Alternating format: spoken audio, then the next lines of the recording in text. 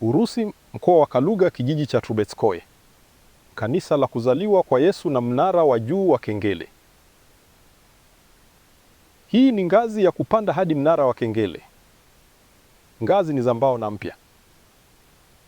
Mbunifu hakufanya staircase ya matofali, na waliunganisha ngazi hii ya mbao popote walipoweza. Mbaya na isiyofaa. Ikiwa mashimo haya yanafanywa kwa mihimili ya sakafu ya kufunga, kisha urefu wa tia ni chini mita 1.5 tu. Niche kwa boriti inapaswa kuwa ghorofa na mstatili. Boriti ya kisasa ya mbao na ngazi. Ni usumbufu sana kutambaa hapa.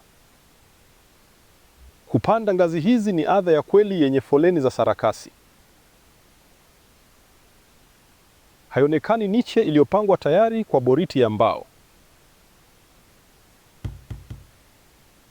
Upande huu pia hauna umbo la kawaida.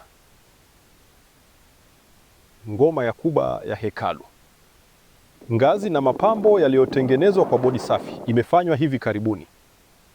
Juu ni mabaki ya staircase ya zamani. Inaweza kuonekana kuwa niche kwa mihimili ni duni na iliyopotoka. Haiwezekani kuingiza boriti ya kuaminika ya sakafu yenye nene kwenye niche hiyo. Hata hivyo, mashimo ya matusi yanafanywa kwa usahihi. Shimo ni laini na kirefu. Boriti ya mbao ya sehemu ya msalaba ya mstatili imeingizwa hapa kwa usalama. Lakini haya ni mashimo ya kufunga matusi au kwa ngao zinazofunika fursa za mnara wa kengele.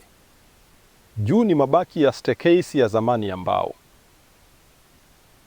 Vipande vya mbao vilivyooza nusu.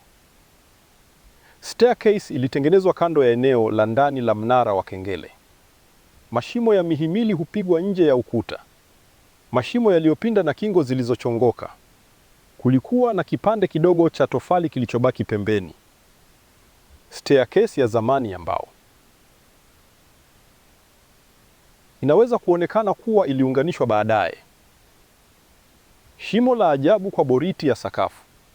Hailingani kwa usawa na shimo upande wa pili wa upinde. Mbunifu alijenga mnara wa juu wa kengele uliotengenezwa kwa matofali, lakini hakufanya dari na ngazi za juu. Mashimo haya yameachwa kwa ajili ya kupachika kiunzi. Hakukuwa na ngazi hata kidogo katika mnara wa kengele.